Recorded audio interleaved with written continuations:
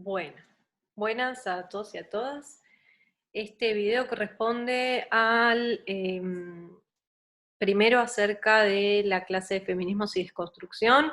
Si bien ya tuvimos la clase el lunes pasado por Zoom, vamos a dejarles este video con unos conceptos fundamentales de la clase.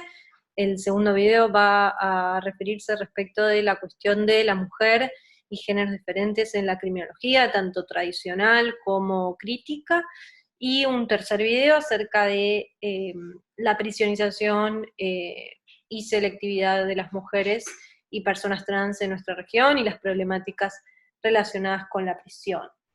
Respecto a eso, no se olviden de vincularlo con los conceptos, principios y normas interamericanas, internacionales y nacionales fijadas en la materia, con la dogmática jurídico-penal.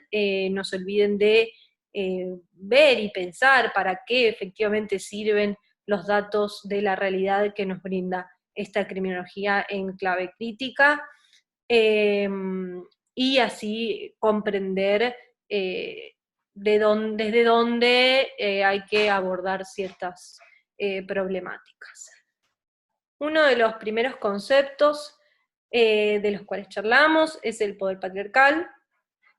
Vamos a entender que el poder patriarcal nace como primera privatización del poder punitivo. Esto sucede durante el periodo de la Inquisición, momento en el cual también se confisca a la víctima y se aplica la tortura como procedimiento para averiguar la verdad, entre otras cosas que ya vimos en la clase respectiva a Inquisición. Decir que es la primera privatización, entonces vamos a querer significar que el control de las mujeres, como así también de otros grupos sociales, va a recaer en manos de los hombres, jóvenes y adultos. Hay que destacar que a partir de este momento se va a constituir un poder estructuralmente discriminante y una sociedad jerarquizada, corporativa, verticalizante, que básicamente se va a apoyar sobre tres bases claves. Esto es el poder del pater familiae, policía de la mujer; el poder punitivo, policía de los peligros; y el poder del saber del dominus, que es la policía de los discursos. Esto a grandes rasgos ya lo fuimos viendo durante toda la materia. Justamente el poder del pater familiae es este poder patriarcal del que estamos hablando. Con esto también queremos referirnos a aquellas discusiones que se dan dentro de los mismos movimientos feministas y en parte a veces agenda de los medios de comunicación masiva. Esto es la cuestión de entender como antagónico el garantismo y el feminismo. Para nosotros esto es una ficción, esto busca disgregar las distintas luchas contra una misma estructura discriminante. En este sentido, destacar que hay que reprogramar un poder jurídico que pueda contener al poder punitivo según los grados de reaccionalidad, no va a ser sinónimo precisamente de impunidad, ni tampoco va a tener por objeto negarles a los movimientos feministas el uso del sistema penal.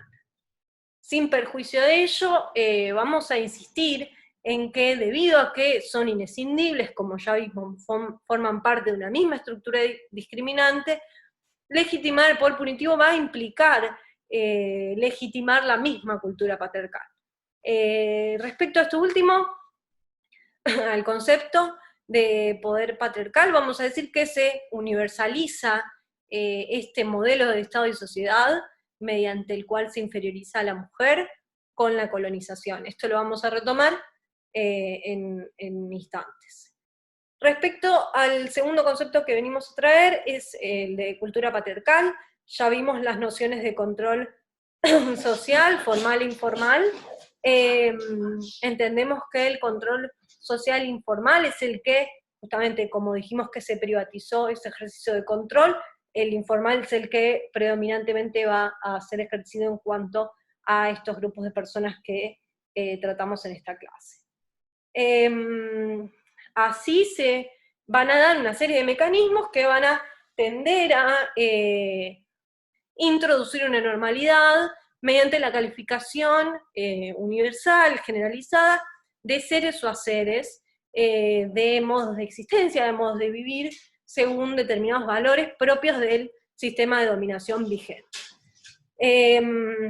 Aquí cabe aclarar que cuando hablamos, obviamente, de control social informal, hablamos de aquellos mecanismos que actúan en el ámbito privado con grandes consecuencias en el ámbito público. Podemos ver la familia, la religión, la educación, los medios de comunicación, el desigual acceso al trabajo, a un menor salario, trabajo no remunerado, entre muchísimas otras cuestiones. La cuestión del control social formal la va a tratar Cami en el tercer video, específicamente en cuanto a la selectividad de estas personas y en cuanto a su criminalización. Y su relación con la legitimación de la guerra de las drogas y demás. Pero eso lo vamos a dejar para después. El problema que encontramos aquí es cuando estos estereotipos de género, producidos y reproducidos mediante estos mecanismos de control social informal, que asterisco vamos a decir que son estereotipos de género porque se basan en la presunción generalizada de que todas las personas o personas de género diferentes poseen características similares o roles específicos. Por ejemplo, tan solo por haber nacido con una anatomía asociada a determinado sexo. Entonces, vamos a decir que estos estereotipos de género van a ser lesivos, o sea, estos ejercicios de control social va a ser lesivo para la persona, le va a causar daño, en tanto va a traer consigo una representación de la realidad que bien puede estar falseada, y que en base a ese filtro se le va a negar o menoscabar el acceso a determinado derecho. Es decir, que cuando la persona no quiere o no puede cumplir con ese rol, se la va a excluir o reprimir mediante los mecanismos generalmente de control social formal. Bien, dijimos que este modelo de Estado y de sociedad se había universalizado con la colonización, así es como nos llega a esta región latinoamericana. En ese sentido, entendemos que es imprescindible considerar el concepto de interseccionalidad. Es decir, no podemos perder de vista que patriarcado y colonialismo sustentan una misma estructura discriminante.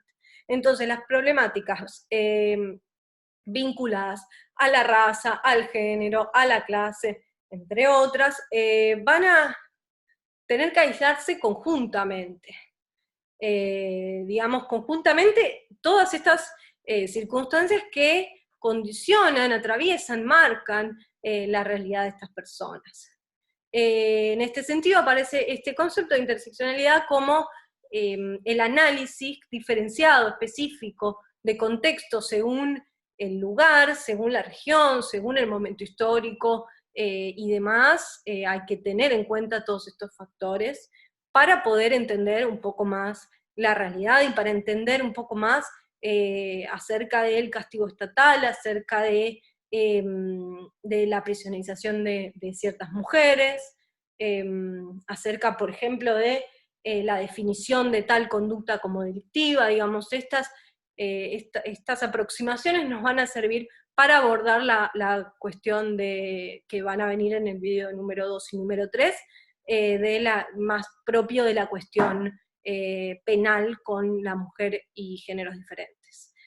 En este sentido, estos movimientos sociales, particularmente los feminismos negros, son los que introducen esta noción de interseccionalidad en un primer momento, y van a criticar tanto a los feminismos hegemónicos como a la propia cultura patriarcal. Va a decir que justamente el feminismo occidental no está exento de la sospecha de violencia epistémica, digamos. Generalmente se arroga las prerrogativas de lucha, esto lo dice Ventura Molino, contra la violencia ejercida contra las mujeres del tercer mundo, y dice, bueno, vamos a ir al rescate de ellas. Pero no analizan los componentes racistas, clasistas, y todas las situaciones que atraviesan a esas mujeres, que no solo son una cuestión o una problemática de género. En ese sentido, estos movimientos sociales, y asterisco ahí, movimientos sociales a los cuales buscamos reivindicar desde la criminología y desde el derecho penal también. Entendemos que ellos hacen criminología activa, no académica, y que muchas veces no son citados en los libros, no son, digamos, escuchados, no son reconocidos como protagonistas de estas luchas que buscan desmitificar ciertas presunciones generalizadas, categorías, roles específicos atribuidos en este caso en particular a las mujeres y géneros diferentes en determinados estados, en determinadas culturas, en determinados contextos históricos. Siempre, y esto también es relevante, buscan transformar lo personal en lo político, lo privado en lo público. Esto se relaciona con la noción de control social informal, ¿no? Y con la necesidad de visibilizar cierto ejercicio de la violencia que se da en un ámbito privado, entre comillas, y se afirma que justamente lo privado es público, y que justamente forma parte de una misma estructura. Entonces, esto es interesante porque nos va, esta aproximación en clave interseccional nos va a poder abrir la puerta hacia las problemáticas en general que traspasan aquellas categorías universales de la mujer moderna como blanca, occidental, profesional, heterosexual, que excluye efectivamente ciertos otros modos de ser mujer y que muchas veces se los tilda de primitivos, retardados, digamos, por no compartir ese estereotipo de género que efectivamente genera daño.